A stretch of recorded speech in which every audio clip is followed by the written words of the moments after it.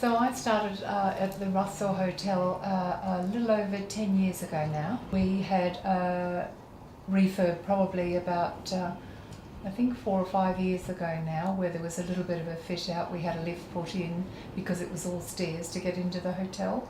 And during that time, I think it would have been all of about 6 to 8 months.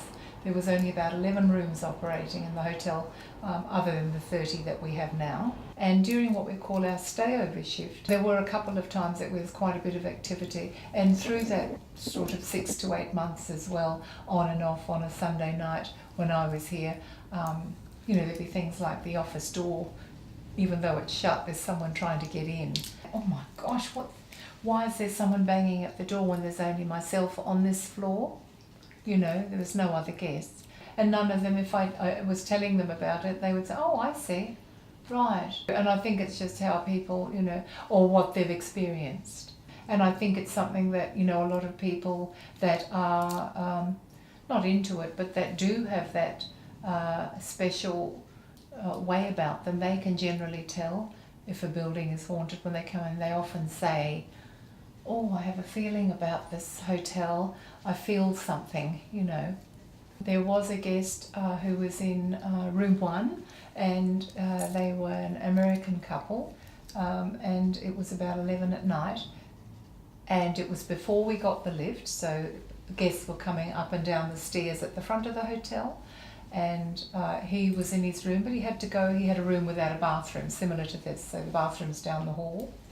So he went out of the room to go to the bathroom, and when he went to the bathroom just outside room 1, he saw a beefeater standing on the steps, which is, if you know London at all, they look after the Tower of London and they're famous. They have the great big, the beefeaters that stand at the Tower of London. Well, he saw one of those with really cherry cheeks and the fluffy hat that they wear and all the regalia with it. So he really was quite taken, and they didn't want to stay there second night. It didn't do anything to him. He said he went out to go to the toilet, and there on the stair he just saw a man there, and it was an elderly gentleman all dressed up, just standing, and then after a minute it had disappeared. But he said, I know what I've seen.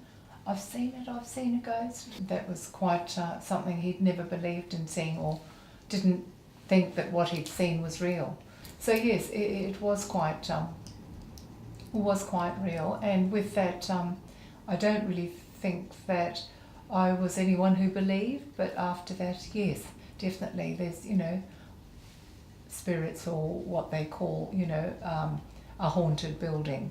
So I think in a lot of these buildings in the rocks, I think there are quite a few what you're questioning about, ghosts and things. Not that I have seen anything to look at an apparition or so, but there's been movement.